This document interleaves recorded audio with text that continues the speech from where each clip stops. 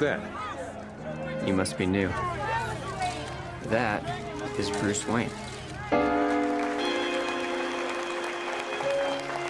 Mr. Wayne. Clark Kent, Daily Planet. What's your position on the Bat Vigilante in Gotham? Hello, and welcome to Film Rant. In this episode we review the eagerly anticipated follow-up to Man of Steel, Batman v Superman, directed once again by Zack fucking Snyder. Now, if we're laying all our cards on the table here, I think everyone can admit that Man of Steel, well, let's just say it wasn't the Superman equivalent of The Dark Knight, but it wasn't quite Superman 4: The Quest for Peace either.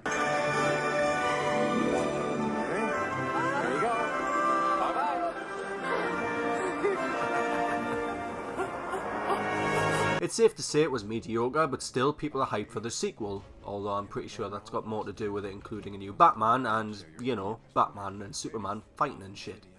I mean, this year is really going for a good bit of hero-on-hero action. Daredevil vs Punisher, Captain America Civil War, maybe even some of it in Suicide Squad, who knows.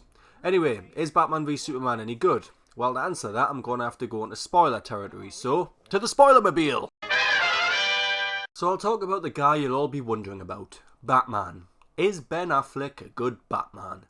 Well, yes and no for me. I think Ben Affleck would be a good Batman objectively, but the Batman he's playing is just done completely and utterly wrong.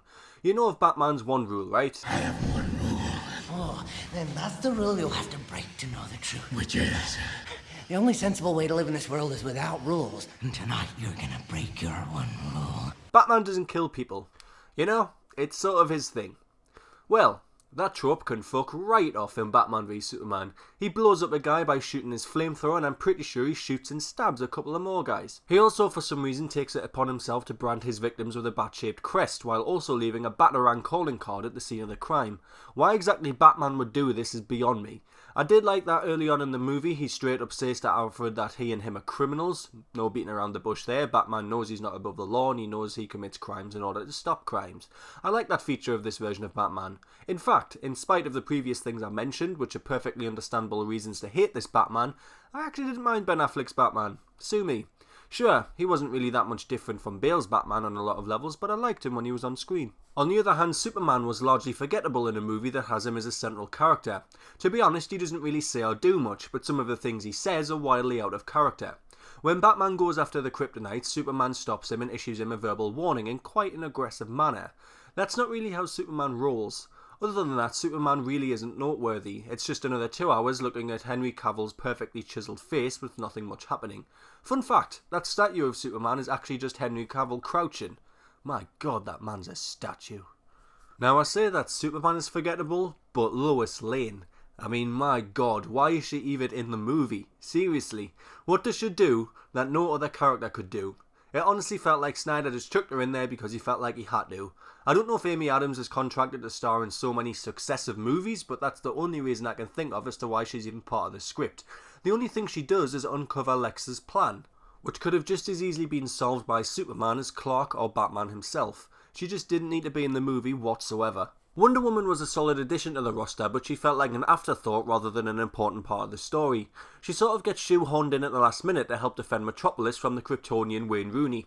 She's introduced fairly early on in the movie, but after 2 hours and 33 minutes I still couldn't tell you that much about her, probably to do with the fact that she has her own movie coming out, but still, at least give us something. Actually, they did give us something. In that final battle, she is by far the strongest fighter there. She kicks ass in that final scene, so her character is sort of redeemed in those last 20 minutes. Lex Luthor is an interesting one. I don't know much about him in the comics, but I actually quite enjoyed Jesse Eisenberg's character. Okay, he's not the most original or chilling villain to grace your face, but he was at least interesting in his scenes. He was a passable villain, even if his plan was a bit, well, shite.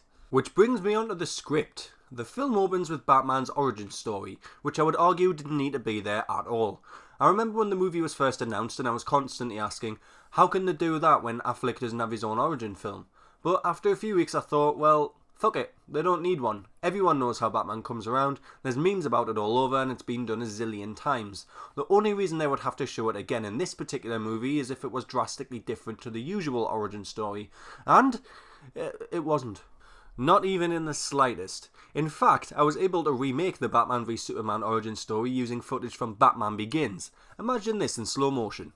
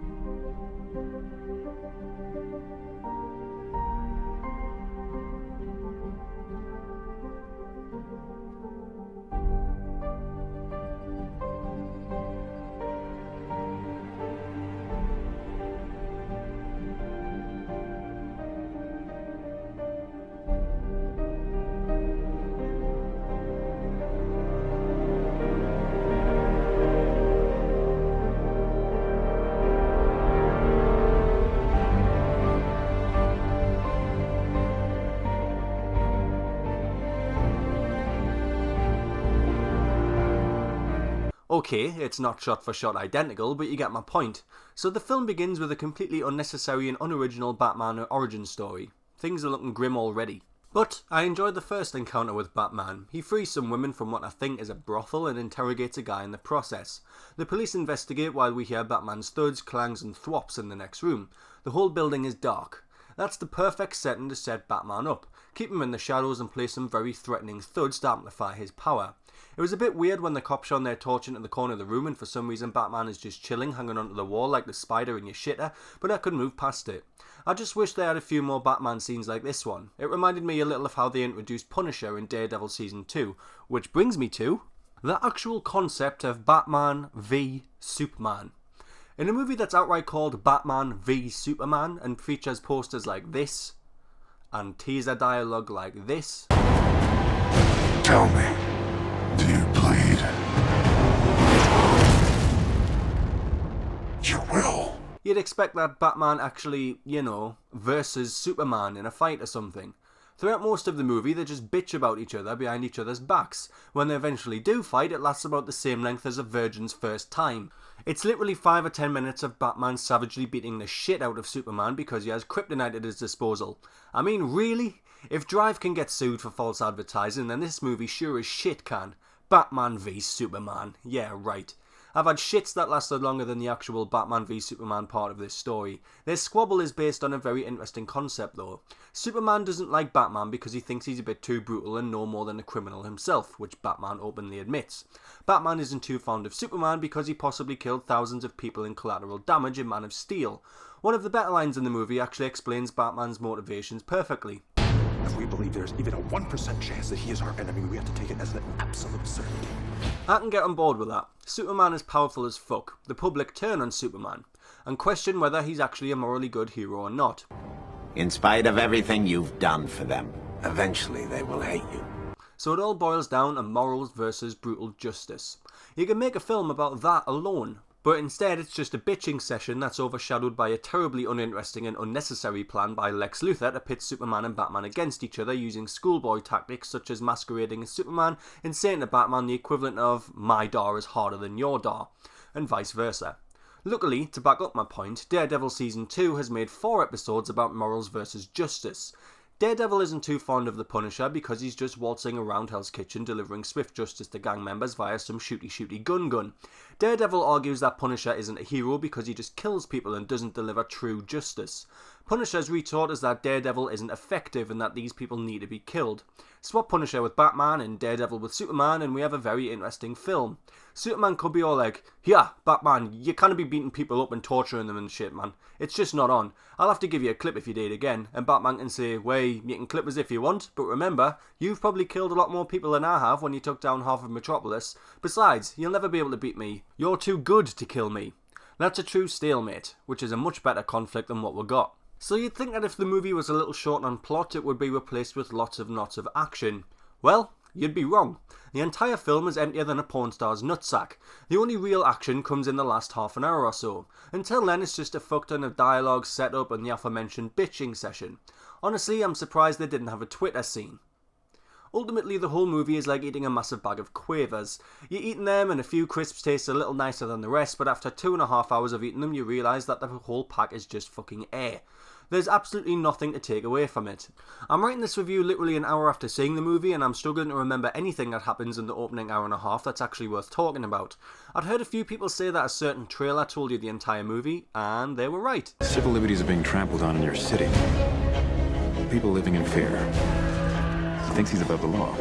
Considering every time your hero saves a cat out of a tree, you read a puff piece editorial about an alien who could burn the whole place down. You're gonna go to war. That son of a bitch brought the war to us. The greatest gladiator match in the history of the world. Son of Krypton versus Bat of Gotham. Stay down!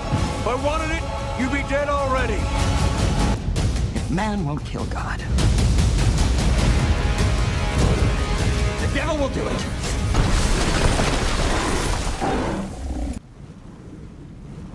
One of the only interesting parts of the script was when Lex tasks Superman to kill Batman in order to save his mother. Had Lex been there to witness the battle, this could have been utilised well, because, you know, he could have stopped them teaming up. However, Lex lets Superman go himself, and Superman predictably thinks, well, I'll just tell Batman the crack and we'll sort it out, which he does, but for some reason waits until Batman has knocked 7 bells out of him before doing so. I mean, he tries to say it beforehand and Batman hits him a few times, but why would Superman continue the fight? Surely if time is of the essence and his mother's life is in the balance, he'd just say, oh, Batman mate, chill out, he's got me ma, man, I need your help. But had that happened, the movie would have featured literally 0 minutes of Batman v Superman, so I'm sort of glad they had the fight. There was one part of the script that I had to question. Lex frames Superman by having a mercenary unit of his kill a few terrorists. He lures Superman to the scene by sending Lois Lane there to interview the terrorists.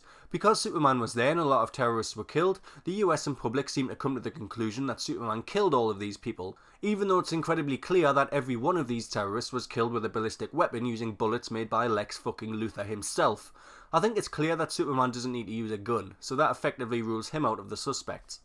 Whoever writes the scripts for Zack Snyder should just be shot. Some of the writing is abysmal in this movie. There's not quite anything as bad as this absolute corker from Man of Steel. What was I supposed to do? Just let him die?